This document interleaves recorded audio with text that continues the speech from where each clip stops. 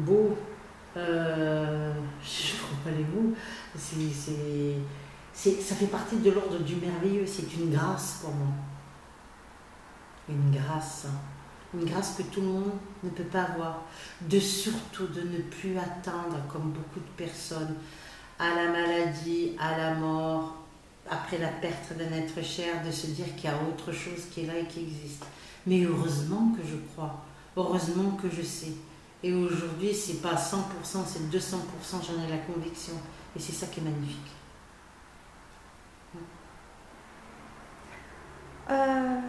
En quoi avoir une conscience d'un autre plan peut nous aider dans notre vie quotidienne, pour les personnes qui vont regarder ça et qui ne sont pas encore éveillées à cette spiritualité et qui se posent cette question? Moi je l'ai vu, c'était un peu fort, hein, tout ce que j'ai subi.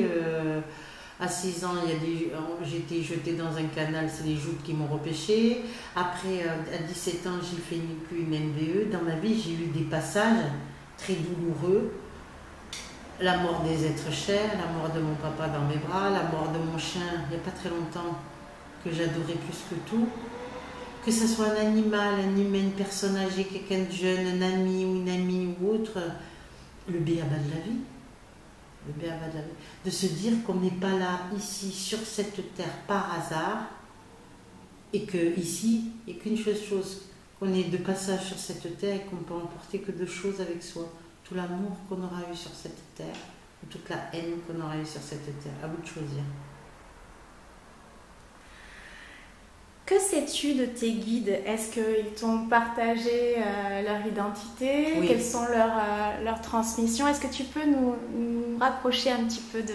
On a à peu près 7 ou 8 et puis ils sont tous spirituels. Et c'est un grand honneur d'avoir été choisi par ces êtres-là. C'est extraordinaire. Il y en a certains que j'ai connus dans d'autres vies et c'est extraordinaire. Les guides peuvent changer dans une incarnation, ça il faut le savoir.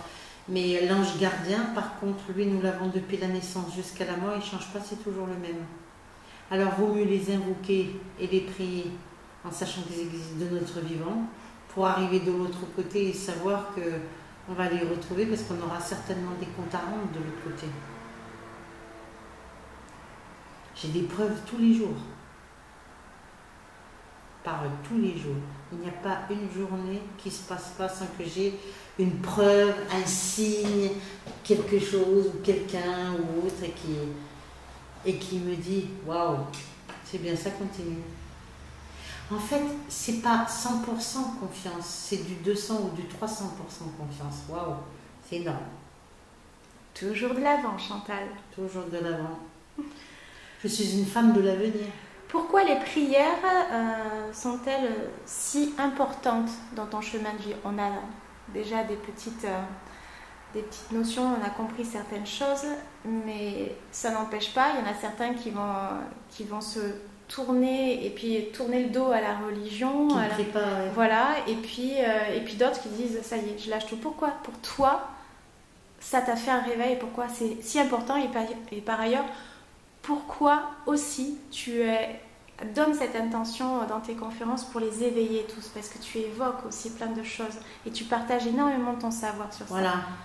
Parce que pour moi, d'abord je prie depuis toute petite, ça c'est clair. Je prie la Vierge depuis l'âge de 4 ans, j'allume des bougies depuis l'âge de 4 ans, tous les jours à la Sainte Vierge. Depuis l'âge de 4 ans. Il n'y a pas un jour qui ne se passe pas où je n'allume pas une bougie. C'est impossible. C'est une foi, c'est une conviction, c'est personnel, c'est mon vécu. Et puis c'est des signes que j'ai partout dans ma vie, que je sois à l'hôpital, que je sois à la mer, que je sois à la montagne, il y a toujours un sein de Marie où elle est là. Et je me dis, waouh, ma petite maman du ciel, je sais que tu es là et je peux avoir confiance. La prière a pour but 3 choses, je l'ai expliqué au cours d'une conférence. La prière a pour but l'élévation, ce qu'on appelle aussi élever son plan de conscience, un remerciement, remercier Dieu, et puis surtout honorer Dieu. Et moi, j'honore les anges, les archanges et tous les êtres parce que je les ai vus et j'ai eu des preuves. Et je sais, une fois que les personnes prient, d'après tous les témoignages que j'ai aujourd'hui, parce que j'offre beaucoup de prières et tout ça, qui me disent « ma vie a changé Chantal, il s'est passé ci, il s'est passé là ». Donc c'est encore plus réconfortant et encore plus... Il y a une transmission qui se met qui est importante. Il est évident que, bon, c'est vrai qu'il y a beaucoup de médiums qui n'ont pas la foi, qui ne croient pas et qui ne prient pas. Moi, je suis spirituelle et croyante. Il y a des gens qui peuvent être spirituels non croyants. Il y a des gens qui sont croyants et qui ne sont pas spirituels. Je suis et spirituelle et croyante et je revendique les deux. C'est bien d'avoir fait cette distinction. Voilà, parce que c'est pas pareil. Non. Il y a des gens des fois qui ne sont pas du tout croyants et qui peuvent être très spirituels. Je les appelle des spirituels qui s'ignorent. Parce qu'en fait, ils font plein de choses qui vont naître à la spiritualité sans le savoir. C'est inné chez eux. Et c'est extra. Ouais. C'est vrai. Il y en a beaucoup de gens comme ça. Que dit ton intuition là, à cet instant? Je suis dans une pièce où il y a eu beaucoup de soins, il y a eu des guérisons, je me sens bien. Parfait.